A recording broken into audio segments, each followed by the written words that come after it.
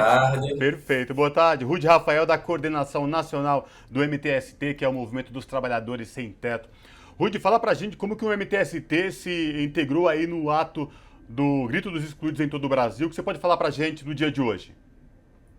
Então, o MTST, enquanto Frente Povo Sem Medo e também enquanto Campanha Fora Bolsonaro, compôs aí nacionalmente esses atos de hoje que mandaram um recado muito expresso, né, ao governo Bolsonaro, que a gente não vai aceitar a tentativa de golpe. Está muito claro que o governo Bolsonaro não quer esperar por 2022, porque já entendeu que vai perder as eleições. Está aí toda hora querendo dobrar a aposta, ameaçando as instituições. Hoje não foi diferente, mas a gente conseguiu, em mais de 200 cidades, como já foi falado aí, construir uma resposta à altura, né? Mesmo que aqui em Brasília estejam com dinheiro à vontade aí do agronegócio, de empresários, conseguido botar um número significativo de pessoas na rua, né? Não foi o que eles propagandearam aí, mas foi um número expressivo. Mas também a nossa resposta foi à altura. Acho que isso é importante. A gente que vem fazendo aí um ciclo de atos pela campanha Fora Bolsonaro. Hoje é o 5º ato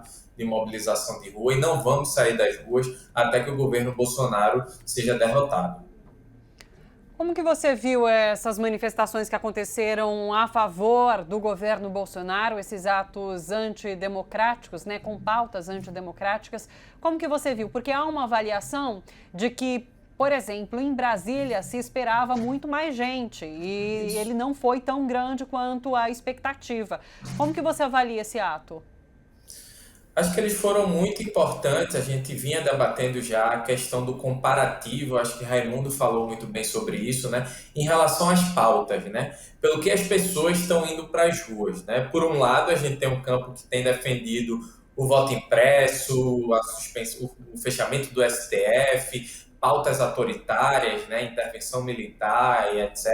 E por outro lado, os movimentos sociais, o movimento sindical de mulheres indígenas que têm colocado a insatisfação do povo com o preço do feijão, com o preço do gás, com o preço da energia elétrica, com a corrupção generalizada que tomou conta do Brasil, né, que o governo está até o último fio de cabelo envolvido, né, a corrupção para a compra de vacina, o genocídio que tem sido implementado pelo governo Bolsonaro. Então, o comparativo não é só de pessoas nas ruas, né, mas o que é que as pessoas têm levado para as ruas. Né? Por um lado, um projeto de morte, um projeto de volta da ditadura no Brasil e, por outro lado, a defesa de uma independência de fato para o Brasil. Né? Que a gente resolva o problema da fome, o problema do desemprego, o problema da moradia, o problema ambiental no Brasil, da violência contra as mulheres, da violência contra a LGBT. Né? Então, acho que é importante colocar que o dia de hoje foi caracterizado, né, por aqueles que representam as elites de sempre, né, os latifundiários, que foram senhores de terra antigamente, continuam sendo, né, defendendo aí marco temporal, defendendo uma série de absurdos contra aqueles que querem, de fato, defender a independência do Brasil, defender a soberania do Brasil. Então, acho que é importante que a gente tenha um espaço para colocar isso, né, de mostrar que tem pautas bem antagônicas, que tem gente do lado do povo brasileiro e tem gente aí querendo manter privilégio, manter esse projeto de morte, aprofundar a pandemia, aprofundar as crises que a gente está vivendo hoje. Agora, Rude, também o que chama muita atenção é essa polarização dos dois atos. Um, do lado dos que defendem Bolsonaro e defendem pautas antidemocráticas, vão às ruas pedir aí intervenção militar, fechamento das instituições, como, por exemplo, o Supremo Tribunal Federal. Por outro lado, o grito dos excluídos, que defende aí o combate à fome, pede emprego, vacina no braço para todos, a democracia acima de tudo, fortalecimento das instituições democráticas. Lembrando que os atos antidemocráticos aconteceram em algumas cidades e o ato do grito dos excluídos e o Fora Bolsonaro em mais de 200 cidades, não é, Rude?